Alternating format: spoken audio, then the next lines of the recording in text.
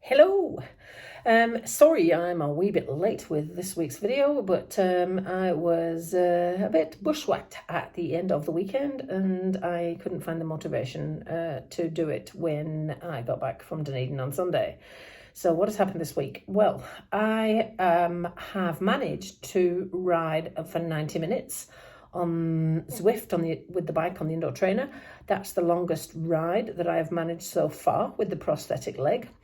But the more important and more awesome thing that happened this week was the Cycle World Women's Ride Month talk I was invited to do at their launch event.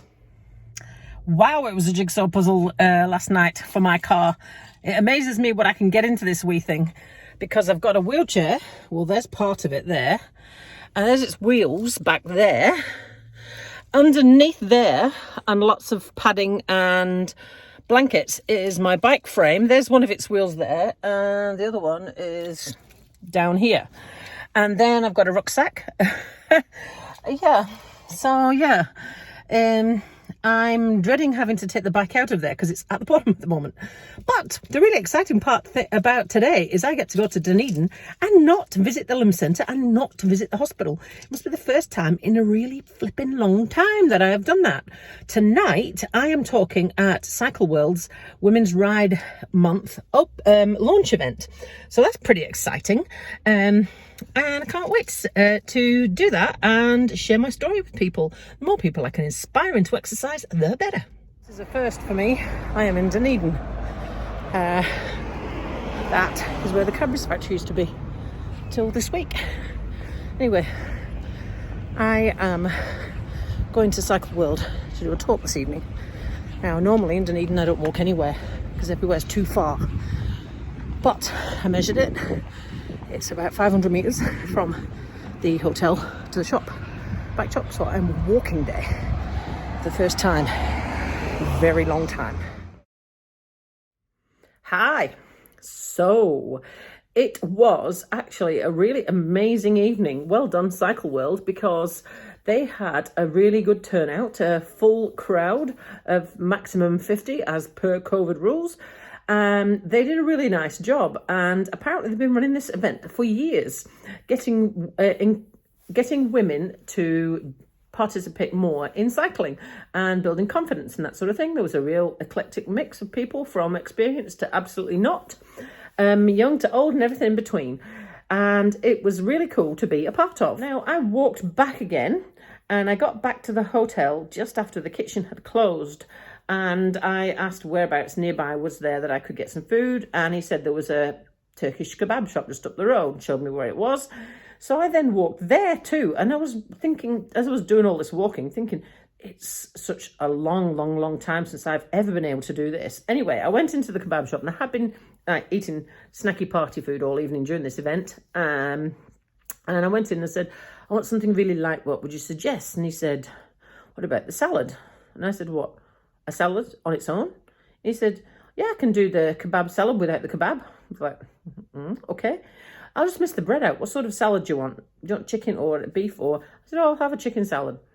Thinking that this would be, quite acceptably sized in order to, eat for late evening tea. Well, let me show you. So this is my chicken salad after I have eaten as much as I can manage.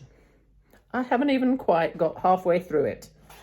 So I'm going to take this chicken salad and put it in the fridge and take it back with me tomorrow. I guess that's going to be lunch and tea tomorrow as well.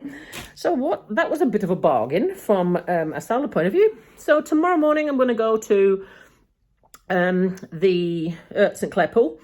And apparently, because they're of the COVID restrictions, they've only got 7 lanes and they're only allowing 7 people in, 1 per lane. So I don't know how it's going to go, and I don't know how long I'm going to have to sit in the coffee shop and drink coffee whilst I wait for a space beforehand. I'm not allowed to use the showers, which I expected because that's how it's working in my local pool. But when I rang up Dunedin City Council to ask them how it was, she said, oh, you can't use the showering facilities. I said, okay. So what do you do to get dressed and dry and things after you've been swimming? Or, just towel down on the poolside. Seriously? What, and then walk out of the place in your swimming costume? can I speak to the pool, please? And they put me through to the pool. So I asked them to. Suppose I hear you're not allowed to use the changing room. Oh, yeah, you can use the changing room. You just can't use the shower. So I'm going to use the St. Clair pool tomorrow. Go for a wee swim before I leave Dunedin. I have been invited back towards the end of the month. There is an evening where the president of the local triathlon club here in Dunedin is going to talk about getting started in triathlon. And they've asked me to come along and participate in that. And then at the end of the month, I'm back doing the Century Ride with the two lovely ladies, plus a few more, I'm pretty sure, that volunteered themselves to help me in the event. So there we go. Thank you, Cycle World, for given me the opportunity to talk to some people. Thank you to all of the listeners for giving me some awesome feedback. And I'll see some of you again soon, I suppose. Now, I have always said I don't know what it is that's so awesome. You know, I'm just doing what I need to do in order to get me to where I need to be. And everybody has said for an awful long time that I'm very inspirational and all that sort of thing. And I've really not been able to understand this whole thing until this weekend when I was doing that talk in the Women's Ride Month launch event. Now, there was 4 speakers that were invited to that, and the tickets were sold to people that wanted to come in and do it. There was a limit of 50 because of the COVID restrictions, and they were sold out. There were 4 speakers, like I said, me, a lady who's a mountain bike rider from America who wanted to tell her story about having had serious back injury as a result of falling off a trail up high up in the mountains, and how God helped her to recover from that. There was a local mountain bike rider who's a customer of the shop, and a local mountain bike rider who runs her own mountain bike skills training business. They were the other people. Now, I was second in line. So the person that runs her own business was first. Then there was me. Then there was a break. And then there was the mountain bike rider. And then the American girl was last. That was the order. Now, I was on pretty quickly because the first speaker didn't talk for very long. And I was given sort of like a 15-minute slot or so. But I knew it wasn't really that strict. And she said, did I want longer? I was like, well, I could talk for hours. We proved that the other week when I went to the SIT and spoke to the nursing students. But anyway, I aimed for 15-ish minutes and pinched a few minutes off the girl before because she didn't use them. And I just talked about my whole story right back from the beginning, from when I was a rugby referee, and then when I got onto Team GB, and then the knee replacement, and then the amputation, and all the things all the way along, and how I've dealt with all of that. And told a few funny stories in amongst it all. Got the audience engaged, because that's the way I like it. I don't like people to be sitting like this. It's all just a little bit awkward. And had them all laughing, and it seemed to be going quite well. I then went to sit down, and a lot of people came to talk to me straight afterwards. At the end of my talk, I had been talking to the organizer beforehand, and she was telling me what all events were in the Ride Month. Now, because obviously I live in Dunedin, don't live in Dunedin, I live in Invercargill, and it's a long way to go. So I was trying to work out which ones were practical. And most of the weekends in October, I'm busy. They have an event on the last weekend in October, which is a 100k ride from Dunedin to Waihola and back. And I was like, it's awfully far from 20. I'm on 25k at the moment, and getting to 100 is awfully far.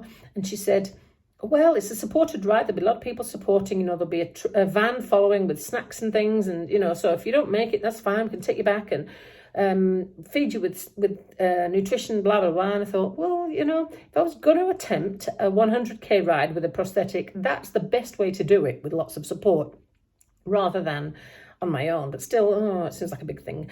And it wasn't till like a few days later I remembered having done 100k before. I've done a Century Ride before, only once, and it was 100 miles, and that was in the UK.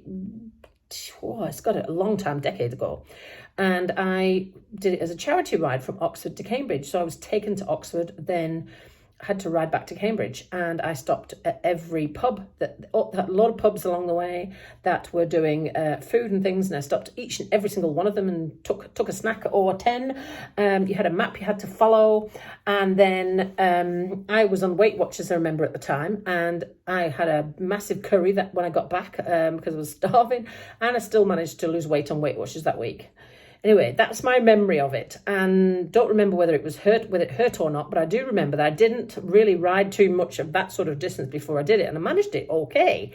However, it's different when you don't have 2 feet. So I, at the end of my talk, decided that to bring this up, and I asked the audience, because I didn't know who the people were in the audience. I'm not a local dunner, yeah.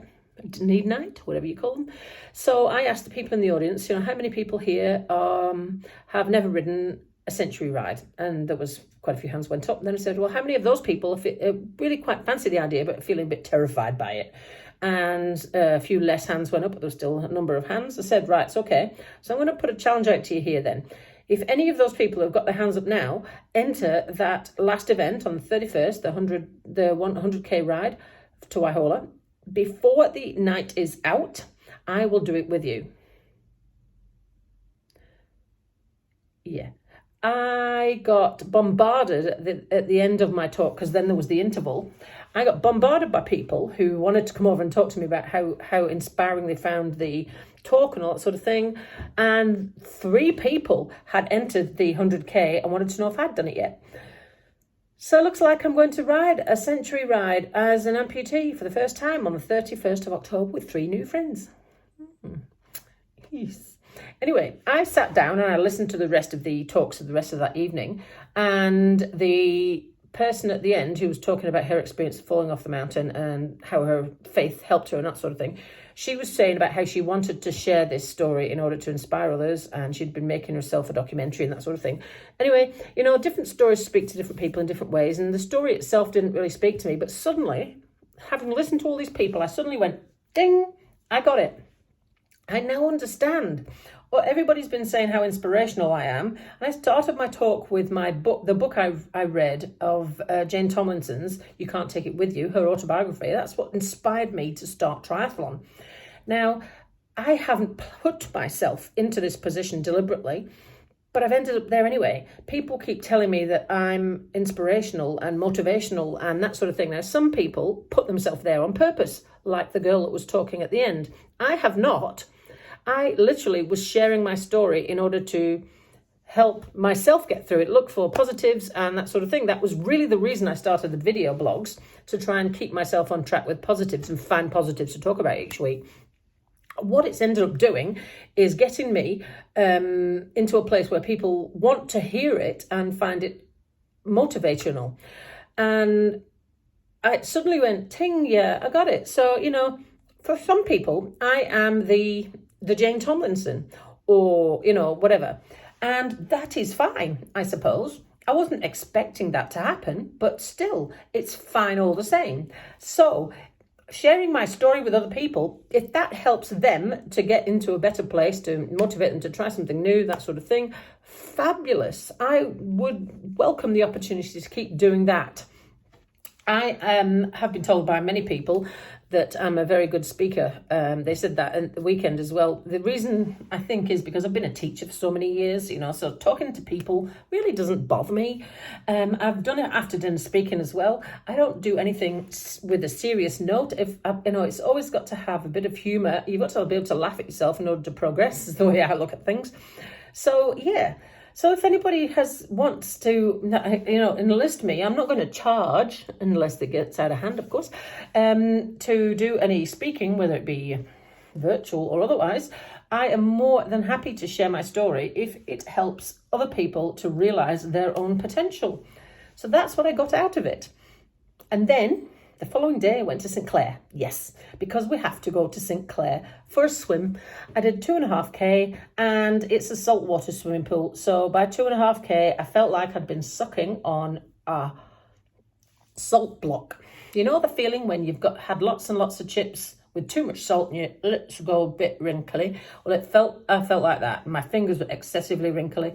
I wanted to get to 3K, but I just couldn't cope with it. I ran out of fresh water to swill my salty mouth out with, so I got it to 2.5. But that's all right, because I still had a marvellous time.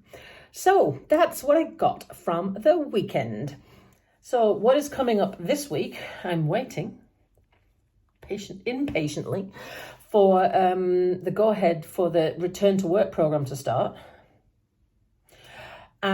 Just a few days ago was the first year anniversary of the day that the 2nd of October, the day that I found out I would have to have my leg amputated. Coming up this Friday is the anniversary of the day I had it amputated, which is the 8th of October. So that is what's coming up this week. I have got a bloody plan in my mind of what I want to do with that day. I'll share that with you next week.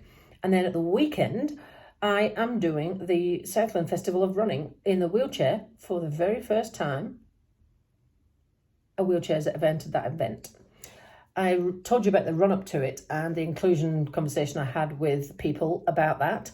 And I have actually entered, and I'm going to do the 5K in the wheelchair, and I'll be their first wheelchair entry. It's not, the distance is not going to bother me at all. It was more the inclusion and the why can't I? So that I'm looking forward to that as well. And finally, this week is Amputee Awareness Week in New Zealand.